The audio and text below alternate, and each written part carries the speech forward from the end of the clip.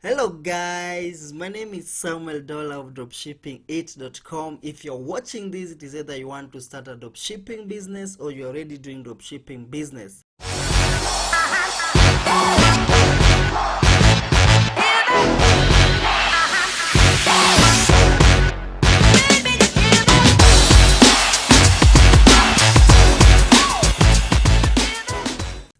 So today guys, I want to take you through how I came across dropshipping business. So this is a very interesting story that I haven't shared anywhere else. So I saw it twice today before I go to bed to give you a little story how I came across dropshipping business. So before I came across dropshipping business, I have been working online. Okay, I've been doing the normal online freelancing, like data entry, article writing, telemarketing, all those stuffs. So I was doing this way before I came across dropshipping, and I was still in high school when I started working online. So it happens, funny enough. So there was a guy on, by the way, let me tell you the site that I used to work on. So I used to work on elance.com, and I used to work on peoplesperhour.com, and I used to work on iWriter. Then I was on Odesk. So before Odesk and Elance merged to form Upwork, I was on those platforms way back. So there was a day I met a client on one of those platforms. Okay, then he told me about Shopify, the work that he wanted me to do for him on his Shopify store. So it happened that the Shopify store that he wanted me to work on was not his. He was just contracting me because he had a lot of jobs about Shopify dropshipping, and he was overwhelmed, and he wanted a little help with some of the work that he was doing. So he contacted me through Upwork, and we agreed. I did not. This was the first time hearing a company by the name of Upwork. Sorry, Shopify. I've never had Shopify before, and this was just the first time I came across Shopify. So we agreed to work on a hourly basis. So he told me everything. He introduced me to Obello, introduced me to Shopify. Didn't mind that I did not know about all this platform. All he cared about was if I will be able to do the work, if I was able to do this work as per his instruction and everything. So he gave me the work. So I was to add 100 products. Okay, so he gave me where to find these products. There's an app called Wanelo. He gave me this where I will find these products. He had connected this app to the Shopify platform by then.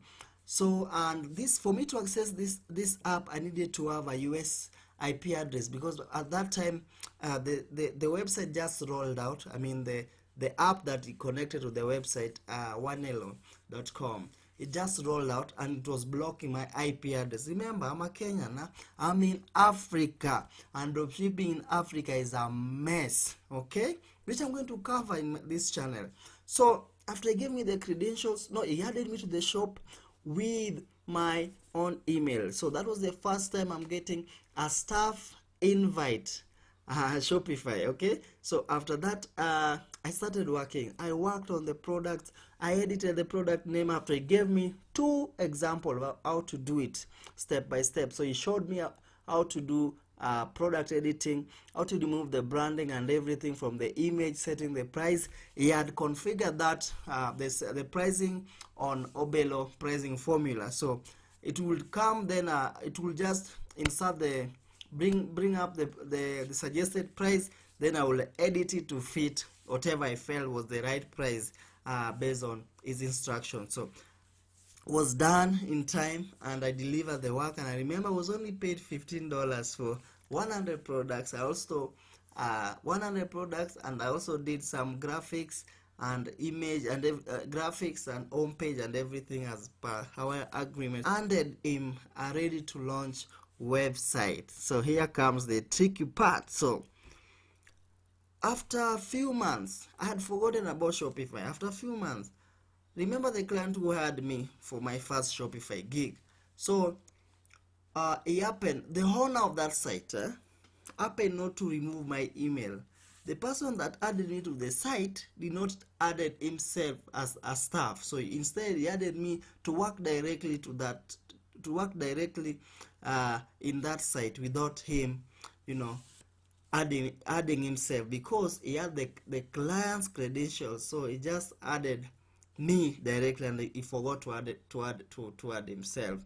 So a few months later, the client, the original client who hired this guy, contacted me. He did not remove my email from the staff list. Also, he contacted me and told me he had an issue with the shop.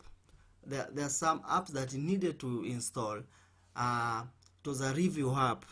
It was just released, so he needed to install. And so he was talking to me, assuming I'm the guy that he contracted, because he found my email under the staff email accounts. So I told him I can do it, and he also told me to add another 50 products. So I knew this client had no idea who I was, and so I had to play a game for me to get hired by him. So I said, my other Upwork account, Odes account, has issues. Will you be kind enough to accept another link so that you can hire me through that link instead of the other one? And he said yes. He did not even look up the other account. So that's how I got hired to do that gig. Then in the process of me now doing this work, I went through, he gave me full access. Okay, when the guy added me, I could only see the product section and I could not access some apps, those limitation of stuff and everything. So by this time, this guy gave me a full access to the shop and everything, and he had like 17, if I think, $10 to $17,000 in sales, with around 270 something to 300 orders. So I asked him, and no, I did not ask him. I went and saw the product that I added as a newbie had made a sale. So dropshipping was hot and it was new by that time. So it was very, very hot. So you could imagine these were the first people to start doing this thing. So ad spend was low, return was very, very high. So I saw he had made a lot of money. Then I told myself, hey, if really this is something that I just added to this guy's website, and I can buy this Shopify and do the same thing for myself, why not do it? Why not do it? So after I did everything for this client for the second time, and he paid me down, this time I was not paid $15, I was paid $250. Okay, so you can imagine what these people outsourcing work are making over us. So to cut the long story short, that's how I started my dropshipping channel. Not channel, shop.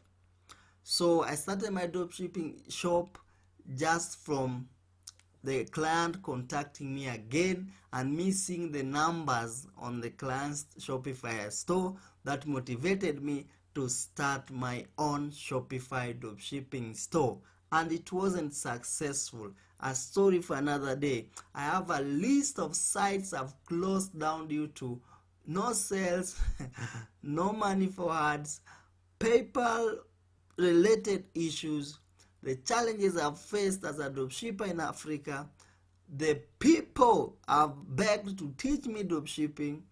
There's a lot that you're going to learn in this channel, but that is how I came to start my own dropshipping channel.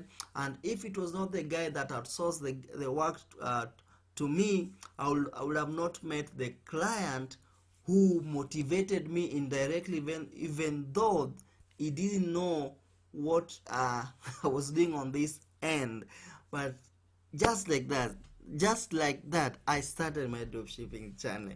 So guys, I know you are watching this video and you're interested in dropshipping channel, or you are already doing dropshipping channel. Will you be kind enough to share your dropshipping, how you encountered or the first time you came across dropshipping business model? So share with us below, and yeah, let's keep this conversation going.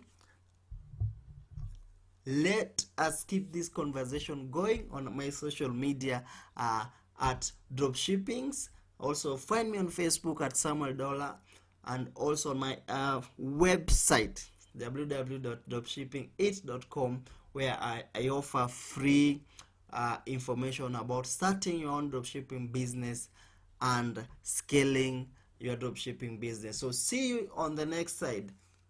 See you on the other side. Thank you. Subscribe. Bye.